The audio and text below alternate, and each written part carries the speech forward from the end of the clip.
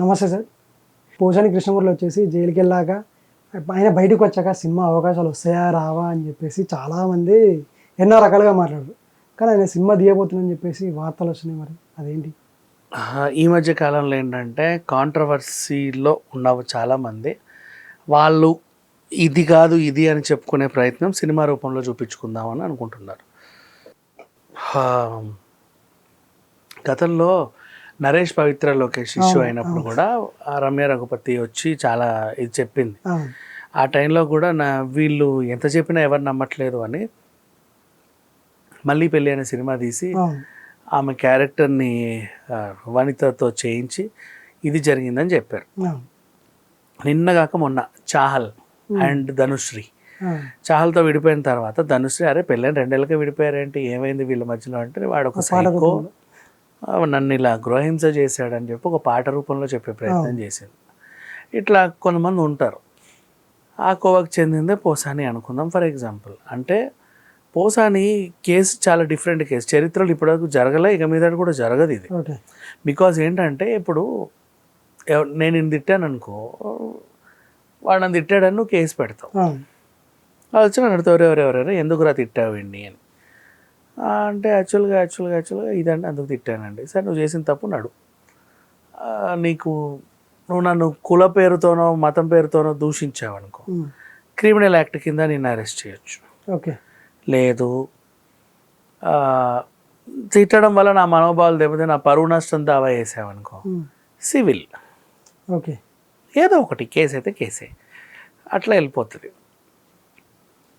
ఇప్పుడు ఇలాంటి complicated case ఎలా ఉంటాయంటే బేసికలీ నువ్వు ఒక మతాన్ని ఉద్దేశించి తిట్టావనుకో, ఓకే, మనోభావాలు దెబ్బతిని రాష్ట్రం మొత్తంలో 30 ఊర్లలో నీ మీద కేసులు వేస్తారు.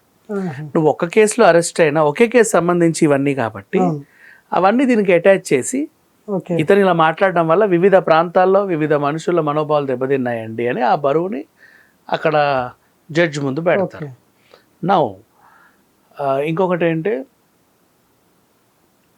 డిఫరెంట్ కేసెస్ అనుకో నీ మీద పీటీ వారెంట్ వేయచ్చు. మీ ఇంట్లో నీ గొలుసు ఎత్తుకెళ్ళా నీతో పడుకొని, ఓ రోజు రాత్రి పడుకోమంటే పడుకున్నావు, పొద్దులేసి నీ మెడలో గొలుసు లేదు. నెక్స్ట్ అహ్మదాబాద్లో వాళ్ళ ఇంట్లో కూడా అలాగే వెళ్ళి దేవుడి విగ్రహాలన్నీ తెచ్చేసా. గుంటూరులో అలాగే వెళ్ళేసి వాళ్ళ ఇంట్లో ఇంకేదో ఆవిడ వడ్డానం దొబ్బుకు వచ్చేసా. అలా రోడ్డు మీద వెళ్తూ సరదాగా విజయవాడలో చైన్ స్నాచింగ్ చేశా. ఇప్పుడు ఈ 4 కేసులు వాళ్ళు పెట్టారనుకో, వాళ్ళు పీటీ వారెంట్ వేసి 4 నన్ను తీసారు. Because different crimes.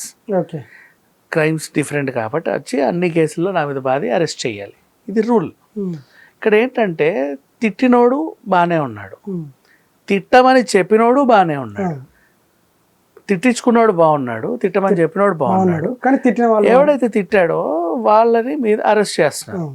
కేసు తిట్టమని చెప్పినోడు పెట్టలా, తిట్టించుకున్నాడు పెట్టాడు. ఎవడో ఎప్పుడో ఊరికి అట్లా పాన్ మసాలా అనుకుంటూ oh what is this happened sir my మనోభావం దెబ్బతిని అని చెప్పేసి కేసు పెట్టేస్తాడు.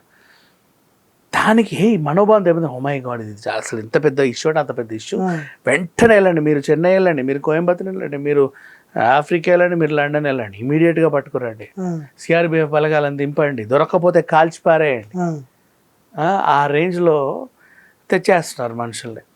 సరే తెచ్చి పోసాని కూడా అలాగే తిప్పారు. అఫ్ కోర్స్ ఆయన అనింది తప్పు అని నేను కరెక్ట్ అని నేను అనట్లా, తప్పే అయి ఉండొచ్చు, దానికి తగ్గ శిక్షలు కూడా ఉంటాయి. కానీ ఆ మోతాదుకు మించి శిక్షలు వేసి దాన్ని అంటే రాజకీయంగా మనకు శక్తులు ఉంటే వాడుకోవడం మాత్రం తప్పే. నవ్వు తనకి ఇప్పుడు అది తప్పు నన్ను ఇలా చేశారని ఆయన మాట్లాడడానికి లేదు. కేసు కోర్టులో నడుస్తుండగా నువ్వు ప్రెస్కి మైకులో వస్తే మూతి పెట్టొద్దు, నోవే. మరి ఇప్పుడు ఎట్టా నేను ఇట్లా నావేదని ఎలా చెప్పుకోవాలనుకున్నాడు. ఓ సినిమా తీస్తే బెటర్ అనుకున్నాడు. ఆల్రెడీ రచయితగా మంచి పేరు ఉంది, మంచి డైలాగులు రాస్తాడు, ఇటు సినిమాలు తీశాడు, రాజావారి, చేపల చెరువు, operation Duryodhana, Dushasana, mental Krishna, and మంచి రైటరు డైరెక్టర్ కూడా. సో ఎవరైనా ఆర్టిస్ట్ని పెట్టి తనే డైరెక్ట్ చేస్తారో ఇంకెవరితో తీపిస్తాడో తెలియదు, ఓ సినిమా అయితే తీస్తాడు. మళ్ళీ ఈ సినిమా చూసి ఎవరైనా మనోభావాలు దెబ్బతినాయని కేసు పెడితే మళ్ళీ ఆ తర్వాత ఏమైందో తెలియదు. ఇప్పుడు నార్జీవి సినిమా చూస్తే మనోభావాలు దెబ్బతినలా, అలా